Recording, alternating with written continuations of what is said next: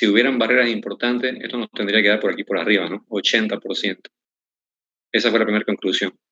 Entonces, cuando no hay importantes barreras, los gerentes tienen que pensar en estrategias, y una estrategia es crear deliberadamente barreras para el ingreso, crear costos cambiantes para los clientes, cooperarse con los participantes o con la competencia, etcétera, etcétera. Entonces hay que levantar barreras. La segunda fuerza que analizamos fue el poder de los compradores. En mi caso, en el caso de mi sector, porque este es un análisis del sector, dijimos, no es un diagnóstico de la empresa. En el caso de mi sector, los compradores sí tienen poder por varias razones. Primero, porque hay pocos compradores. Segundo, porque compran en grandes cantidades. Tercero, porque no sienten gran diferenciación de los productos y amenazan con cambiarse de una empresa a otra. Cuarto, las empresas no le han creado costos cambiantes a los clientes. Y eso les da poder a los compradores o clientes. Y quinto, hay una cierta posibilidad de que los compradores se integren hacia atrás, y eso hace que me amenacen, y por lo tanto esas amenazas logran que yo acepte en algunos casos la presión de bajarles el precio y subirle la calidad, y por lo tanto afectar la rentabilidad, la utilidad y la rentabilidad de la empresa. Entonces, ese es el caso de mi sector. En el sector de los cereales en el que estoy yo, he encontrado que mi empresa y todas las empresas que participamos en mi sector de cereales, porque este es un análisis del sector, nosotros en el sector de cereales nos enfrentamos todos al poder de los compradores. Ahí quedamos la última vez.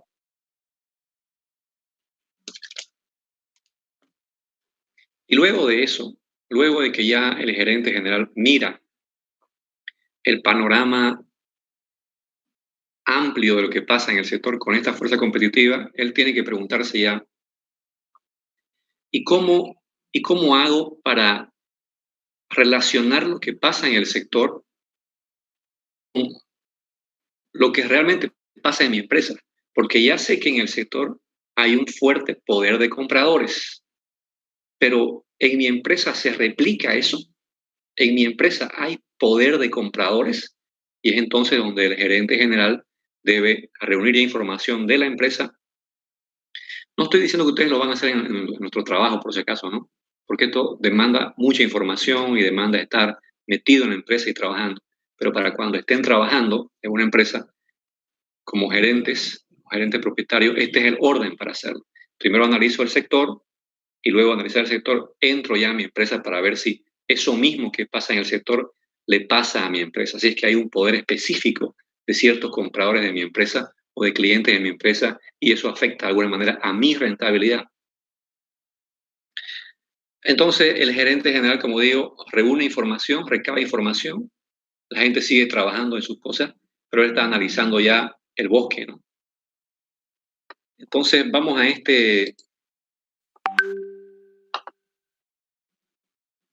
al PowerPoint que les dejé, y en la lámina 30 muestra un gráfico así.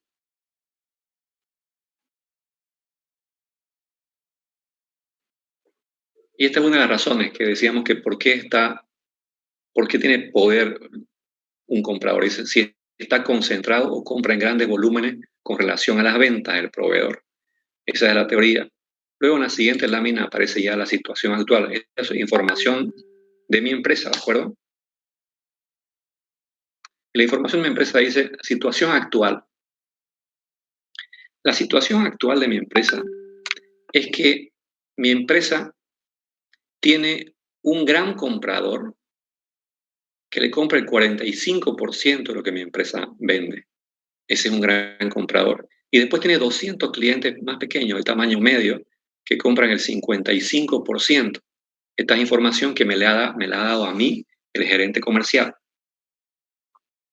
El precio de venta al que yo le vendo al gran comprador es 8,5 bolivianos o pesos la unidad.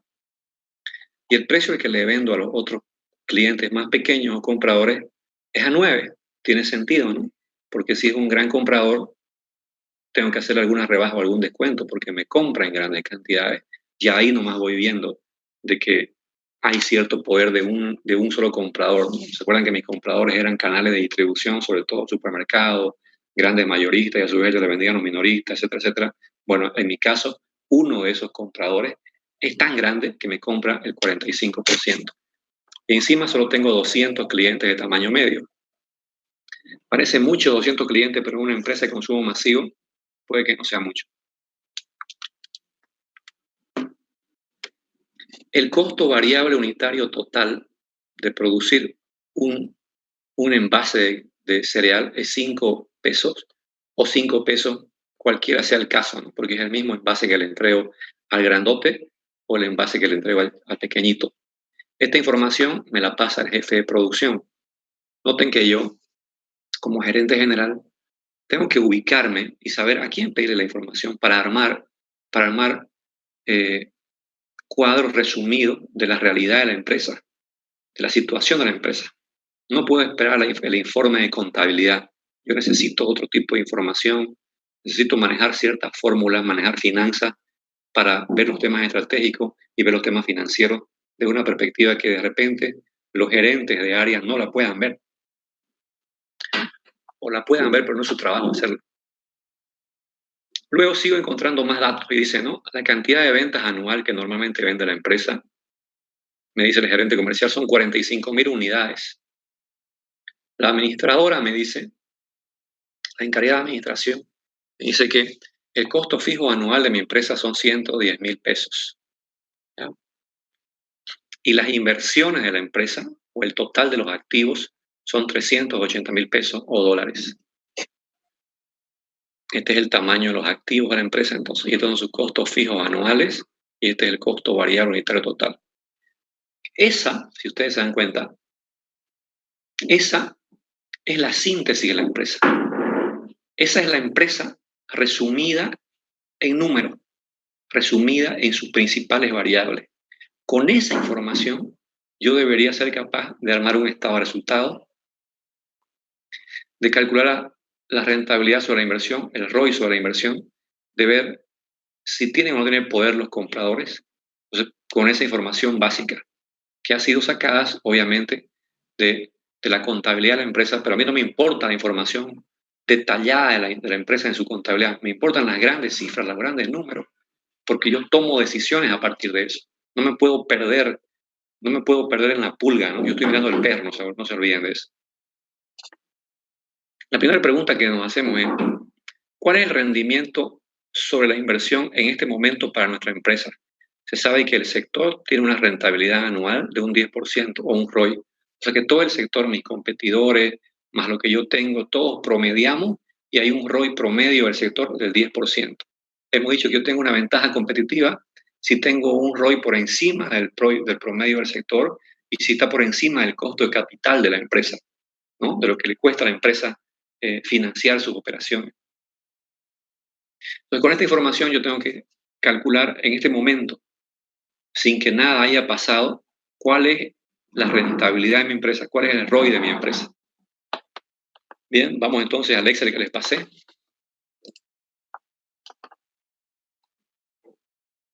Que este lo tienen ahí, ¿no? Tienen que trabajarlo conmigo en paralelo. Aquí está. Vuelve a decir lo mismo. Entonces lo que hacemos es, hacemos un estado de resultados con esa información. Porcentaje de las ventas del comprador, del gran comprador. ¿Cuánto le vendemos al gran comprador? El 45%. ¿Cuánto le vendemos a los pequeñitos? El 55%.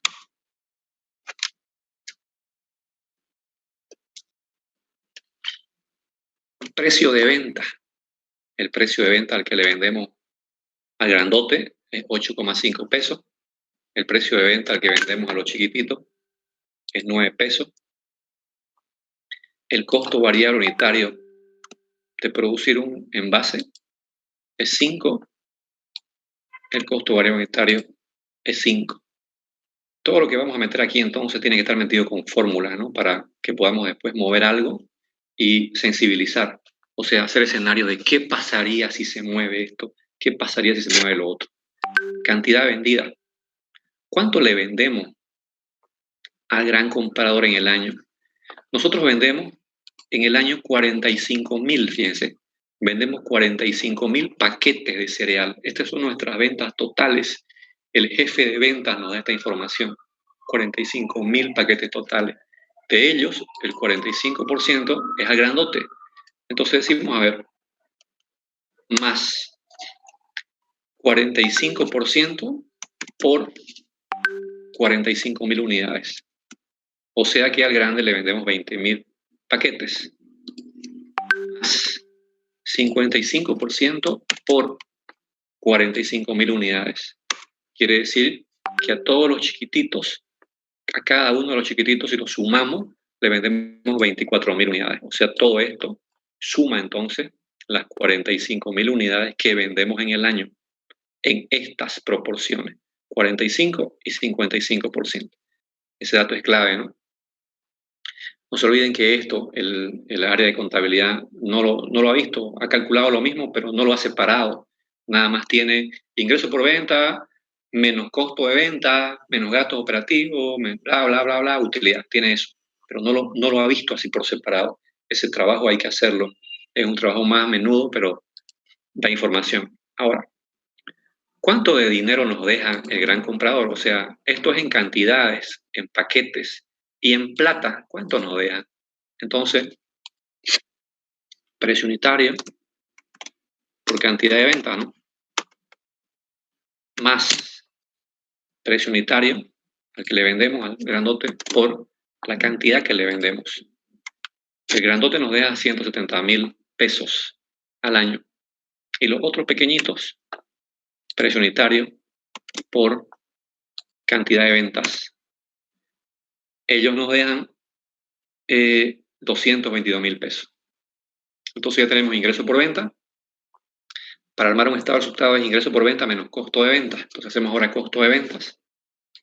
Aquí va el costo de ventas, el costo variable unitario total por la cantidad de ventas. Ese es el costo de ventas.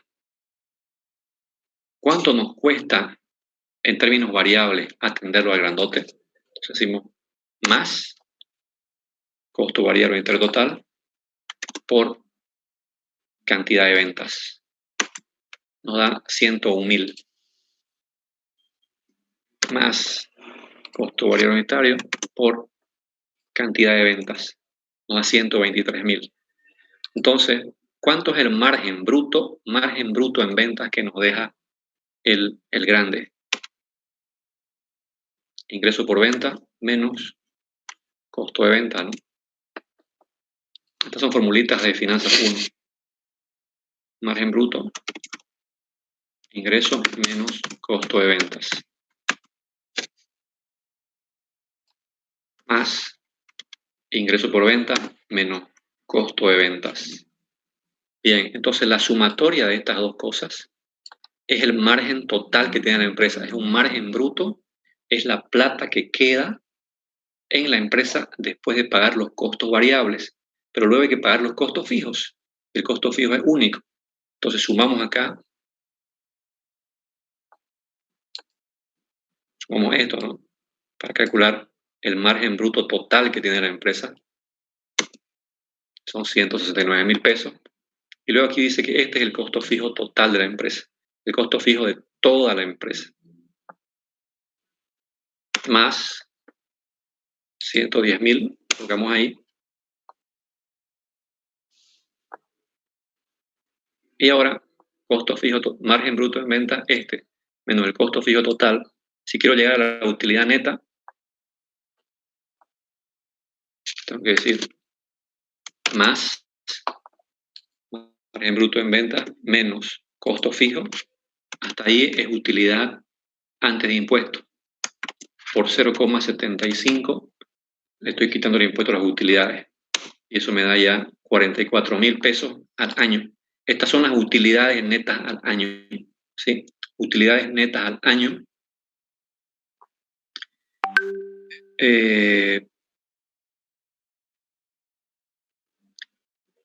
de atender a todos mis clientes.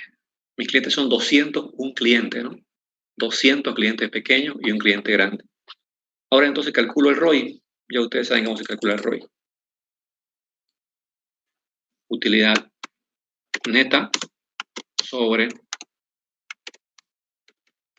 inversiones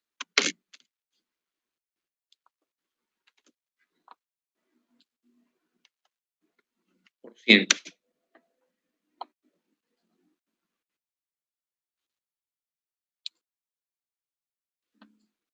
Ahí está. Esa entonces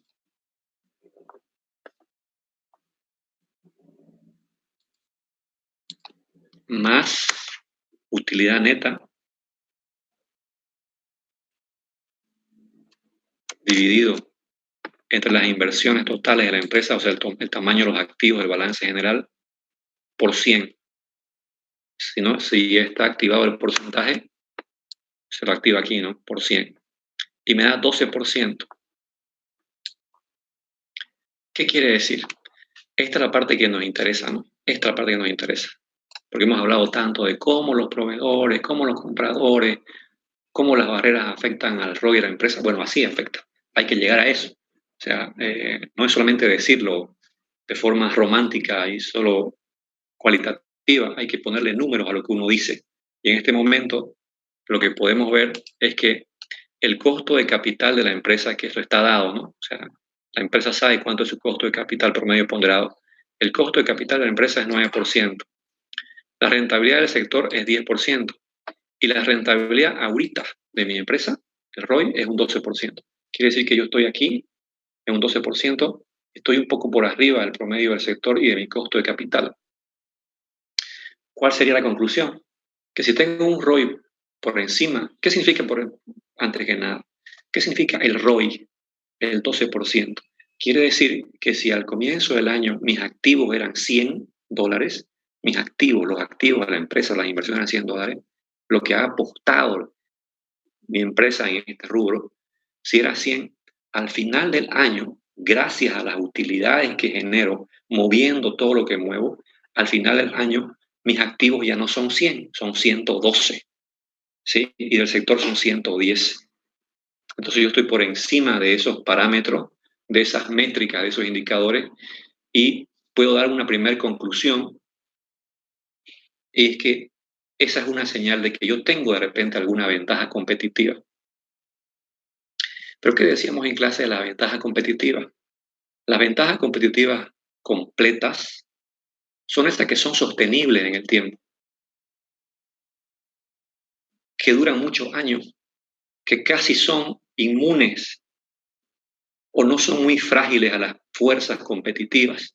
Entonces hay que tomarle examen a ese ROI y ver cómo puedo hacer simulaciones para ver qué pasaría cuando sucede esto con el ROI. ¿Qué pasaría cuando sucede esto con el ROI? ¿Qué pasaría cuando sucede esto otro con el ROI?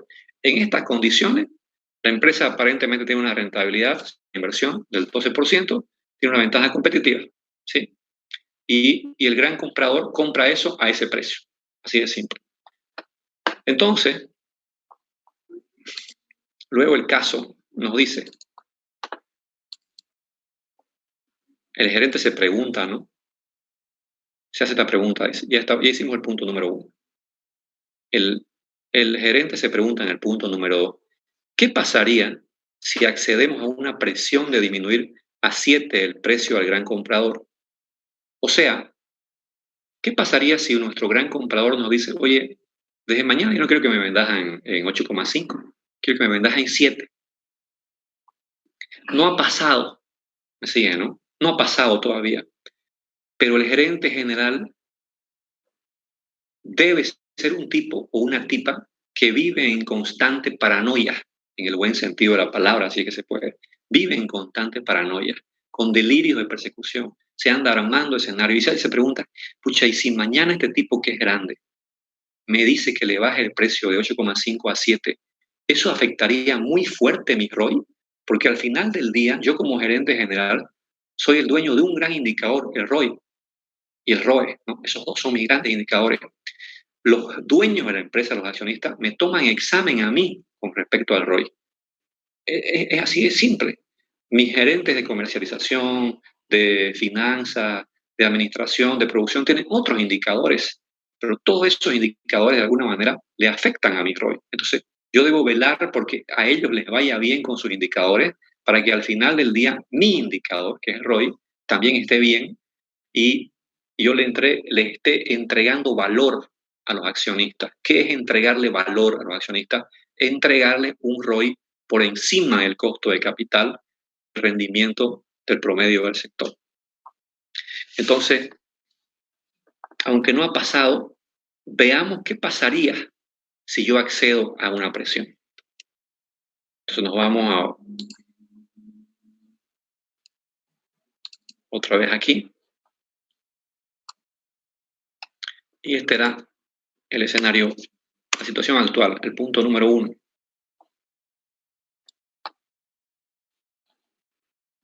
El punto número 2. Entonces,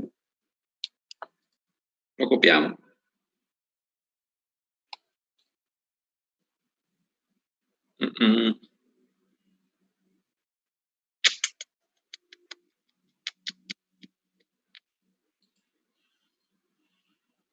Y lo pegamos.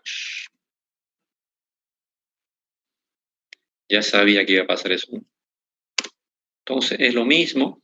No, ¿saben qué? Mejor no. Mejor no, para evitarnos líos. No quiero estar con esas chucherías.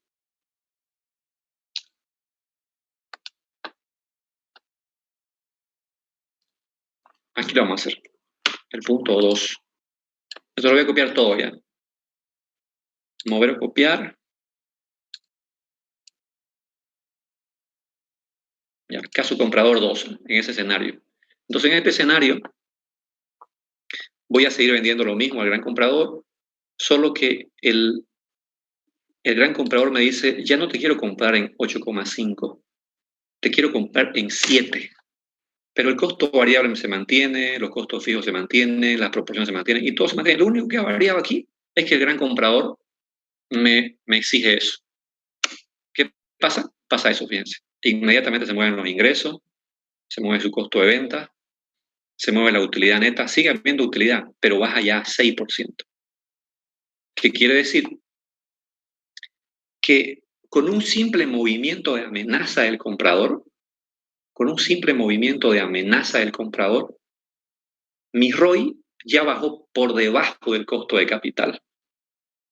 Por lo tanto, yo aquí ya estoy viendo la sensibilidad que tiene mi empresa ante las presiones de ese gran comprador y estoy confirmando de que lo que le pasa al sector, en el sector hay compradores poderosos, lo que le pasa al sector también se replica en mi empresa. Y es más, de una manera mucho más acentuada se replica en mi empresa. Si yo accedo, no es que vaya a acceder, ¿no?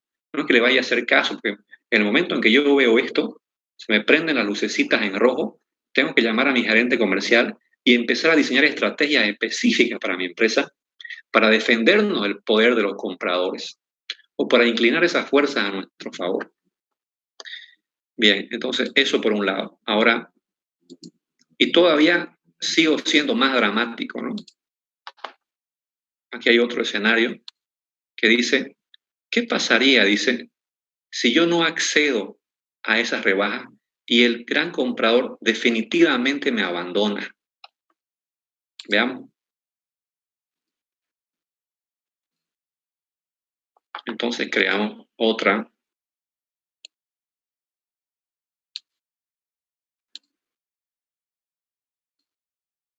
Para el tercer escenario. ¿Qué pasaría si el gran comprador definitivamente me abandona? ¿Qué significa si me abandona?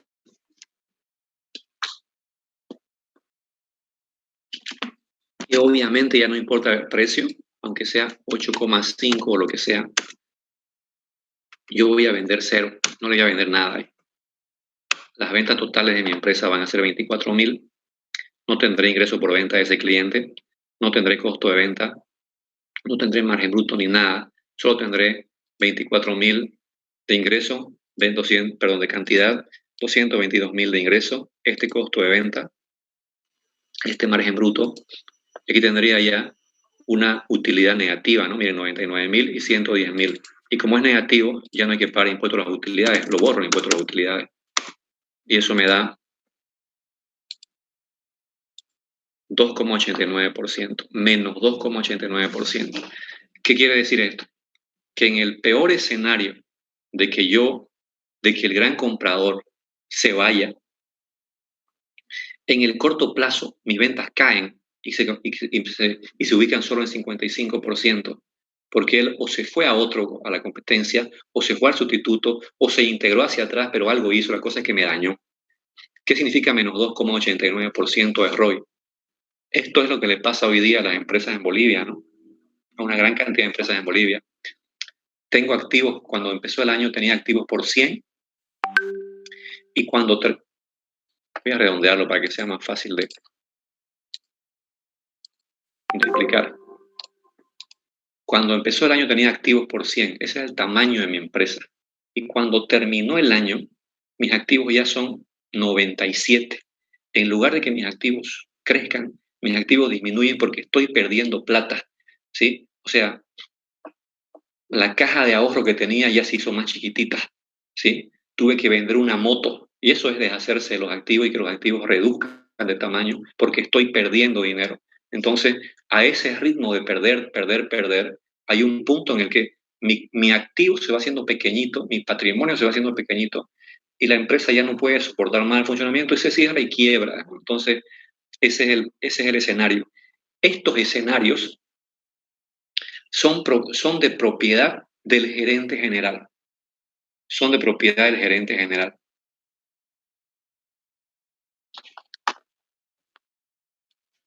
Entonces, estábamos aquí. Aquí nos quedamos.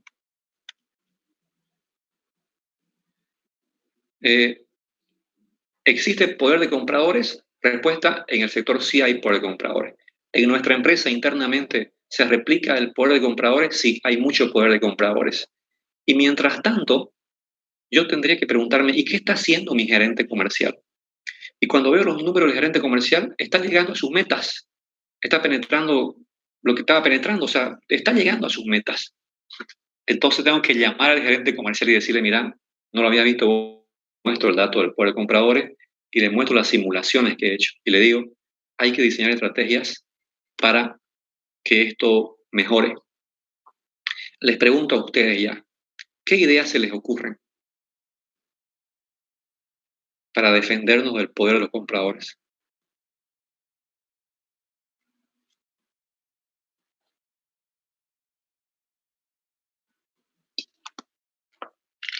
Porque fíjense que hasta este punto es diagnostitis, ¿no?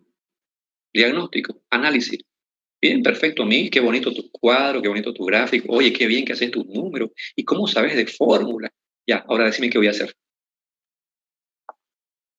Ya, ahora dame ideas para defendernos de los compradores. Y al final eso es estrategia, ¿no? ¿Recuerdan lo que decíamos? Estrategia, el día 1 de clase dimos, estrategias son los caminos para alcanzar un objetivo. ¿Qué caminos tengo para defenderme del poder de los compradores? Para inclinar esas fuerzas a mi favor, porque para eso estamos estudiando esto.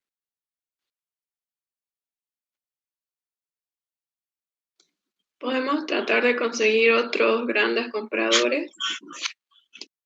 Ya, ¿de acuerdo? ¿Alguien más tiene alguna otra idea? Esa fue idea de Alejandra, creo.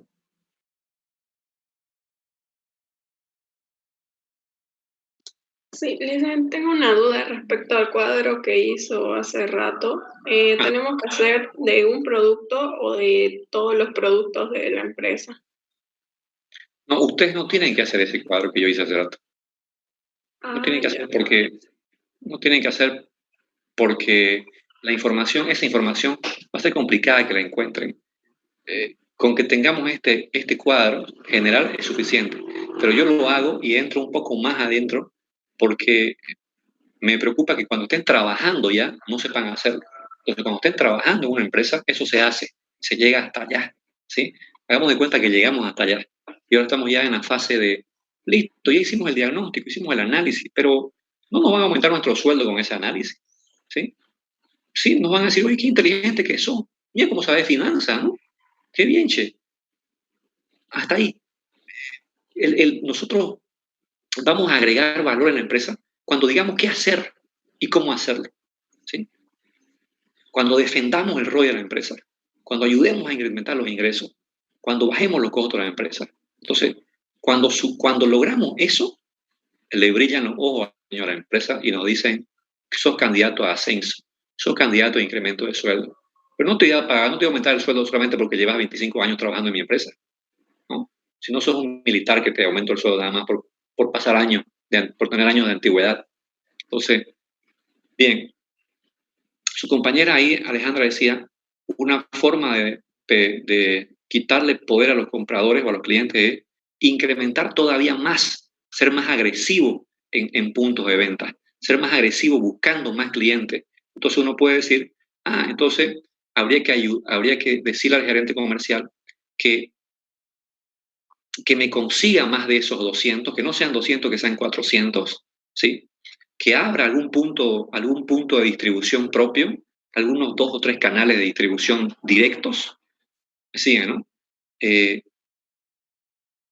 es la primera idea. Penetrar más mercados, llegar a más puntos de venta. No llegaba yo a tiendas de barrio porque me quedaba en los mayoristas, en esos 200. Bueno, ahora yo voy a montar un sistema de distribución para llegar a puntos de venta, para llegar a los minoristas, para llegar a tiendas de barrio. El asunto es que el número de clientes aumente y, por supuesto, va a aumentar la cantidad de ventas, ¿no? El ingreso por venta. ¿Qué más? ¿Qué más hago? Eso a nivel de canales. Y con clientes, porque yo puedo tener un montón de puntos de venta, pero el cliente final, si el cliente final no va al punto de venta a pedirlo mi producto, ¿de qué sirve que yo tenga más puntos de venta? Entonces, ¿cómo hago para que los clientes, ustedes, clientes finales, vamos al punto de venta y lo pidamos? ¿Qué hay que hacer ahí ya?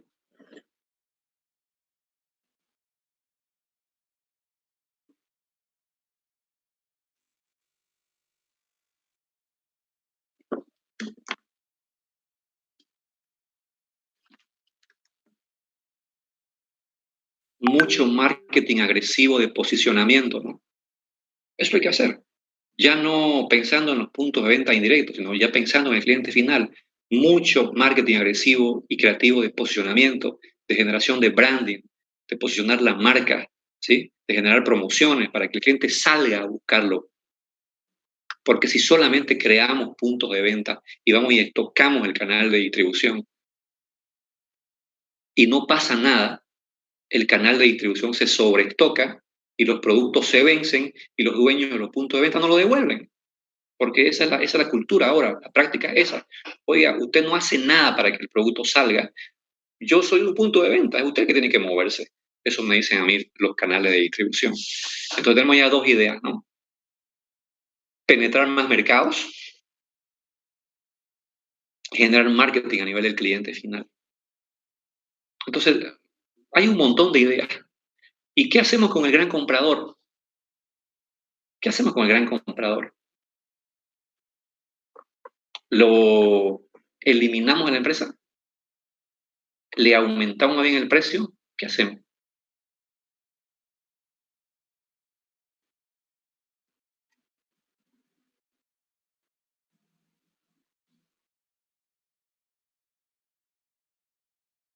Porque tiene gran poder, ¿no? Y uno diría, oye, si tiene gran poder, quítale poder, pues, es tu enemigo.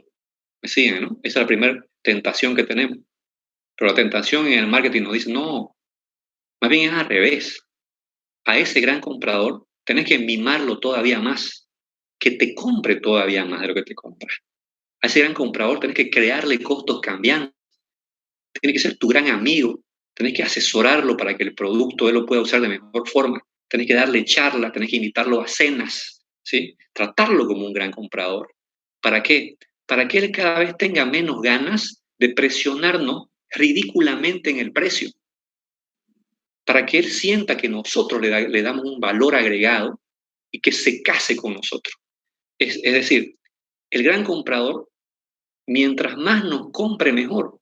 Pero en paralelo estamos trabajando en todos los otros compradores para que al final, cuando medimos el porcentaje, aún comprándonos más él, ya no representa el 45%, representa el 15%, representa el 12%, porque tenemos tan gran cantidad de compradores que lo hemos atomizado a todos. ¿Se entiende la lógica, no? Entonces hay una relación estrecha con ese gran comprador que puede ser nuestro distribuidor. Tiene que ser una especie de socio estratégico de nosotros, ese gran comprador. Es la mirada nueva, ¿no? La mirada nueva en el mundo, la planificación estratégica dice eso. La mirada vieja dice, es un enemigo, es malvado, hay que atenderlo con las patas para que se vaya, hay que subirle el precio, hay que hacerle desmarketing, ¿no? Lo contrario de marketing es desmarketing.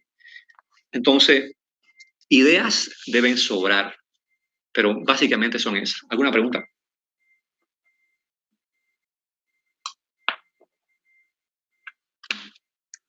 Si se corta, volvemos a otra reunión para una fuerza competitiva más.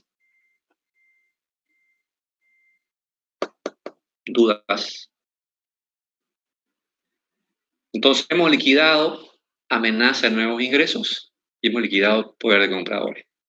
El gerente general de mi empresa o el dueño tendría que hasta ahorita darle prioridad al poder de compradores. ¿Alguna duda? ¿Está claro, no? Todo claro, Luis. Perfecto. Ahora veamos otra fuerza competitiva. ¿Qué tal si vemos esta que está cerquita? Presión de productos sustitutos.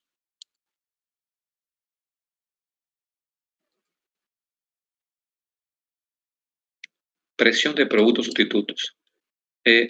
Definamos qué son los sustitutos, por favor. Son aquellos productos o servicios que satisfacen la necesidad general que yo presto de la misma forma o de una forma muy parecida, ¿sí? Los sustitutos son aquellos productos o servicios que satisfacen esa necesidad general que yo presto de una forma muy parecida y cumplen un desempeño funcional similar al mío. Entonces tengo que pensar en la necesidad que yo satisfago. Por ejemplo, en mi caso, yo satisfago la necesidad de alimentación, ¿sí? Otros van a tener, van a satisfacer la necesidad de entretenimiento, otros la necesidad de vestir, y así sucesivamente. Entonces tienen que pensar en, ¿tienen o no tienen sustitutos cercanos cada uno de ustedes? Piensen, a ver, desde un tiempo en pensar si tienen ustedes sustitutos cercanos que satisfacen de una forma parecida a su necesidad. Piensen.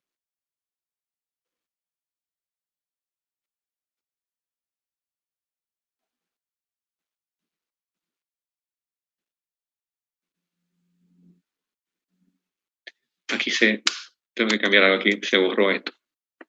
La teoría se borró. En el caso de mi empresa, fíjense lo que dice, los productos o servicios sustitutos